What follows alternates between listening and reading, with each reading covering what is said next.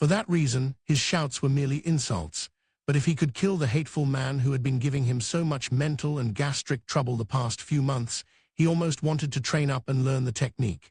No, wait, maybe live is actually correct. Should I say get wrecked? Instead, I heard that priests can destroy undead with holy power. He was even thinking such nonsense. The reason Jerkniv's stomach hurt so much, the reason that when he woke up in the morning, so much of his hair stayed on his pillow, it all stemmed from the King of Darkness, Ain't Ool Gown. He didn't have a fail-safe way to address the problems the King of Darkness had caused. The first issue was the Imperial Knights who had died in the fight on the Katsi Plain. There were 143 of them.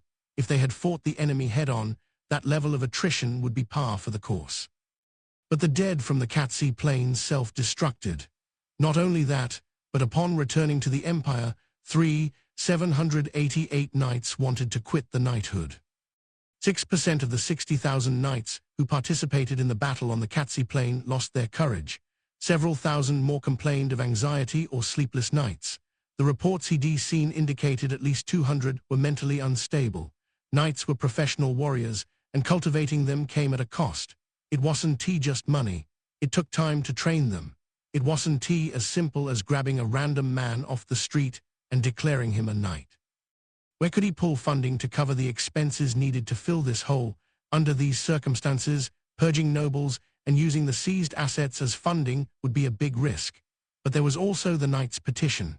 Jerkniv allowed the Knights to express their opinions directly to him. The reasoning was that those who shed blood in battle had certain understandings. He also hoped to lessen the clash between the civil servants and the military officers. And he wanted to make his military backing the Knights feel like they were getting special treatment. The nominal reason wasn't completely without substance, but this petition was awful. It was a joint letter from the upper echelons asking him to avoid war with the Nation of Darkness. Jerkniv already knew that. Warring head-on with that country would be more than just stupid, it would be crazy. He wouldn't go picking fights with an opponent who could mow down 200,000 soldiers with a single spell. The Knights sent that petition because they had lost confidence in him. The higher-ranking Knights knew that Jerkniv had requested the king use his most powerful spell, so they counted him as one of the largest factors in causing that gruesome hellscape. In other words, they were treating him as the perpetrator. When he realized that, it really pissed him off. He was furious. If he had known such a spell existed, he never would have said such a thing. And in the first place, he only asked him to use his strongest spell to see what the extent of his power was. Shouldn't they be grateful? He thought they should thank him for drawing out a glimpse of the King of Darkness' power. Now they knew he wasn't someone to be trifled with. If their luck had been worse, the king might have set that spell off in a city. But the Knights wouldn't see it that way. Since they felt he was such an outstanding emperor, they suspected him of knowingly requesting that spell. It was the first time Jerkniv found his reputation unpleasant, but moaning about it wouldn't get him anywhere. If someone would do something in his place, he would wail and rest until his stomach quit aching. But there was no one who could function at his level. He had to do something himself. Damn you, King of Darkness, this is all your fault. Holding his sore belly, he thought, no, perhaps it wasn't the king's fault, but a conspiracy. It was possible that the Empire's circumstances were all what he had calculated. Actually, thinking with a clear head, it seemed highly probable. Jerkniv took out a key and opened a desk drawer. He retrieved a bottle from the row of them inside. Then he moved the silver ring on his left hand near it. This ring, the unicorn ring, could detect poison, boost the user's defense against sickness and poison, and could heal a wound once a day. When the unicorn ring didn't react, he drank the bottle's contents in one go. He quietly set the bottle on the desk, furiously wrinkling his nose. To get rid of the now familiar bitter taste spreading throughout his mouth, he gulped down the glass of water sitting on his desk. Then he went back to holding his stomach. Whether it was a placebo or he had actually been healed, he didn't know, but the pain subsided. Emitting an extremely heavy sigh which had become a daily occurrence, he got back to work. First there was paperwork that had piled up. Just as he reached out, a reserved knock came on the door. It seemed someone had been waiting for that moment. One of his secretaries entered. All the secretaries Jerkniv had selected were outstanding. This one was on par with Ornit. Incidentally, he didn't have a single female secretary. He would only trust one woman with that work. Your Imperial Majesty. Jerkniv waved off the greeting. he thought it was going to drag on. No need for all that. Leave off the greeting. It's a waste of time. Just tell me what you here for. Yes, your majesty, a merchant from that nation has contacted us. He is bearing goods of quite high quality. He is coming to the capital. Oh, that nation meant the slain theocracy. The merchant, it goes without saying, was actually a messenger. This room was protected against espionage. But after witnessing how powerful the King of Darkness was, their defenses felt flimsy as paper. And actually, Jerknev felt like he was being watched sometimes. He had asked several people to investigate, but no surveillance agents were discovered. The suggestion was made that perhaps he was paranoid, and certainly once they mentioned it, he noticed how frayed his nerves were, so he began to think it could just be in his head. But he still couldn't get rid of the feeling that someone's eyes were on him. Previously, Fluda had taken on one part of the espionage proofing. But Jerknev couldn't use that traitor any longer. All he could do was operate under the assumption that his palace had been infiltrated. So for certain sensitive topics, they employed code words. Of course, it caused some issues, but it was much better than having the plot to join forces against Aints Ul Gaun leaked. So when will he arrive? Within the next few days, he said. He would have liked to invite him to the palace, but that would be too conspicuous. It would be best to pretend they were meeting by coincidence. But where would be the least suspicious-seeming location? Even if he felt like there was nothing he could do, he couldn't give up as though it was merely a game. He couldn't ignore a being who could cast such an atrocious spell. This being told Nimble it was only natural for him to take lives because he was undead. Increasing their chances of victory, even a tiny bit, was the job of the Emperor of Baharuth. One method of doing that was a behind-the-scenes alliance with the slain theocracy. The theocracy had a longer history than the Empire, and faith magic was one of its pillars. It was the ideal country to request cooperation from when confronting undead, but it would be extremely bad if the Nation of Darkness found out the Empire was in contact with the theocracy. The Empire was supporting the establishment of the Nation of Darkness as an allied country. The reason for that was to learn as much as possible about the country's power, organization, and so on. It was obvious that if word got out Jerknev was working against the Nation of Darkness, the first country that power would be turned on was the Empire. May I say something, Your Majesty? Jerknev said nothing, but gestured with his chin for the man to continue. Isn't it a bad idea to fight against the Nation of Darkness at this point? Jerknev shot a sharp look at the secretary to say, Are you on about that too? Then he glanced at the parchment in his private wastebasket and asked a question. So then what should we do? My spirit is already nearly snapped in half. Are you trying to shatter it completely? Still well, Jerknev smiled wryly, seeing his secretary gulp like that. Relax. I won't fault you no matter what you say. Speak your mind, all right. Then I beg your pardon, but the secretary cleared his throat and explained his thoughts. As we strengthen our alliance with the Nation of Darkness, if it comes to us with a request, I think our only option is to take a knee and comply. Though Jerknev had made a promise, the secretary's face was deathly pale. He must have been battling the fear that his life could be in danger for that potentially treasonous remark. Jerknev smiled wryly once more. You're right, what? Knowing what an excellent secretary he was made the man's gaping mouth amusing. Jerknev continued with a different sort of smile on his face. I said you're right. If I was in your position, I am sure I would make the same suggestion. No, it'd be more of a problem if I had a secretary who didn't say that. Frankly, the Nation of Darkness was too powerful. We were only aware of its military power, but even just that was so extraordinary that doing anything about it was impossible.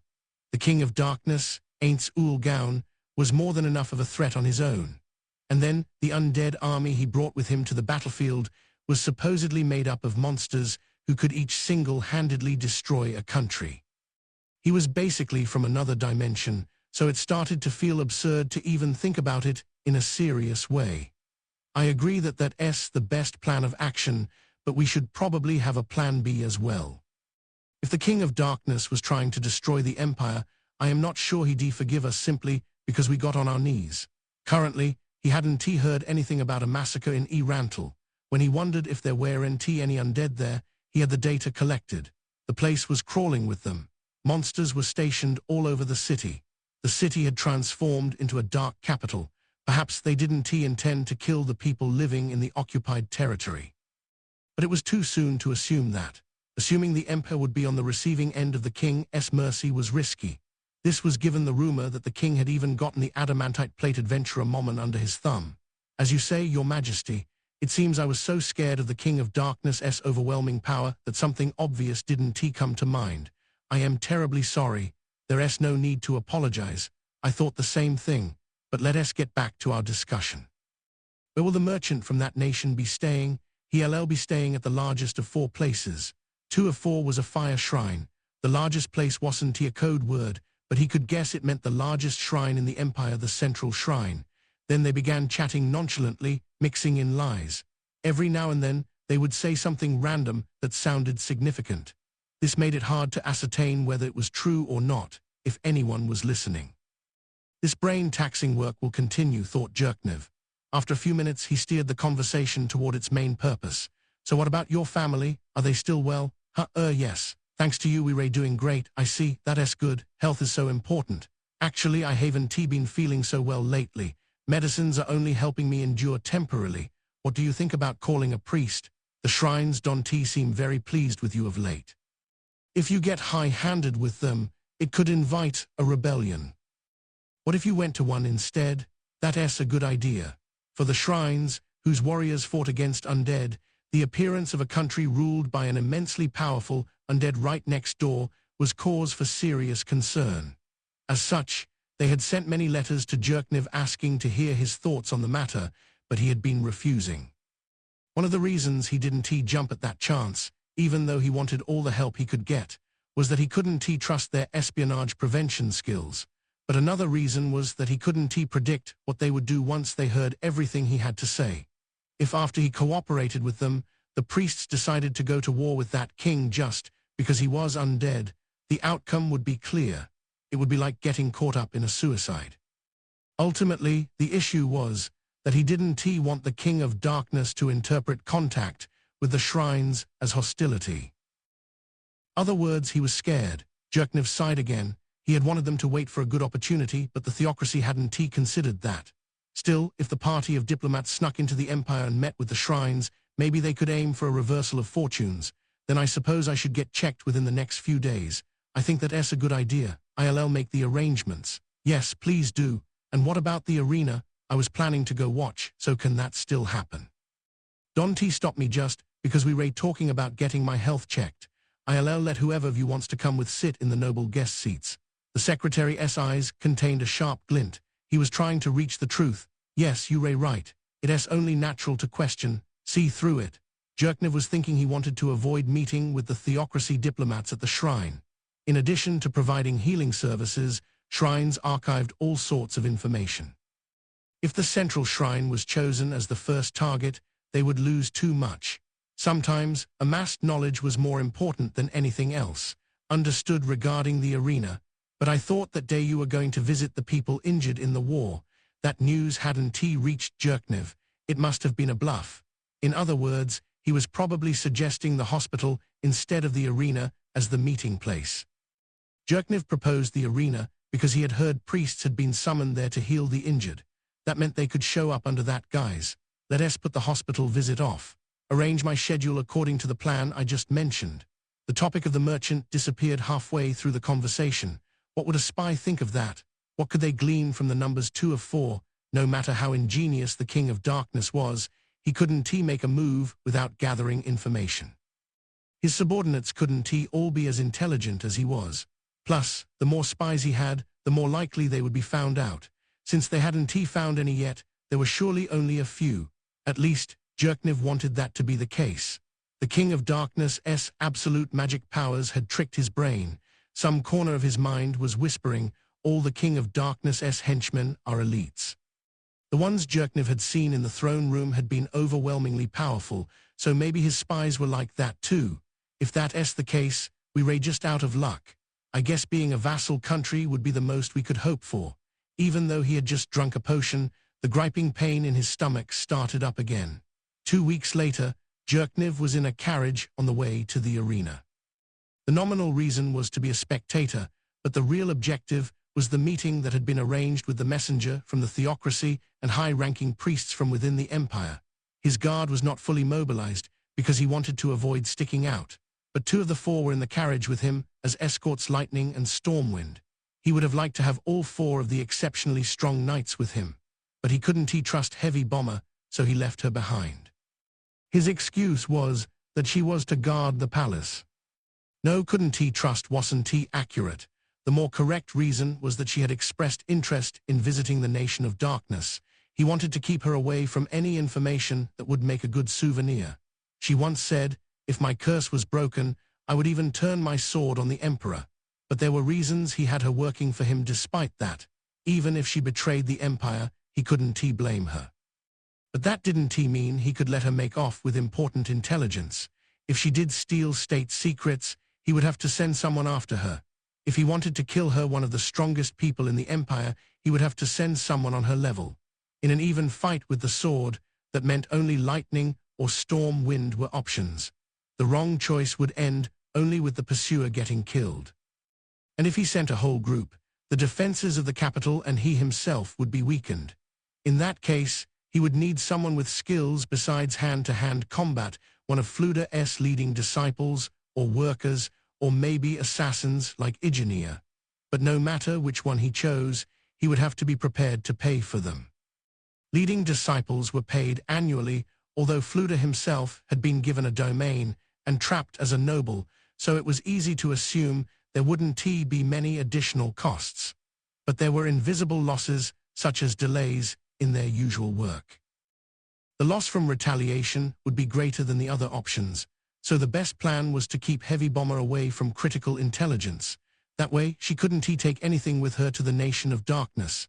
That was likely the way to make everyone happy. He had already discussed this with her, though in a roundabout way, but Heavy Bomber was still at the palace. She had said, "I will remain until my debt to you is repaid." He would have liked to believe her, but he couldn't. It was true that Heavy Bomber was one of the Empire's 4, but that didn't mean the Nation of Darkness would be impressed by her abilities. The undead, in the big unit reporting directly to the King of Darkness, was surely more powerful than her. She was just biding her time until she could sell herself for a higher price. Thinking about the presence of over 1,000 undead stronger than the Empire's strongest knight, not even counting the King of Darkness, made Jerkniv's stomach hurt. What was he supposed to do? They could change the tides of battle with one strong addition. Gazef Stronov of the Ray Esti's kingdom was a man who could make that happen.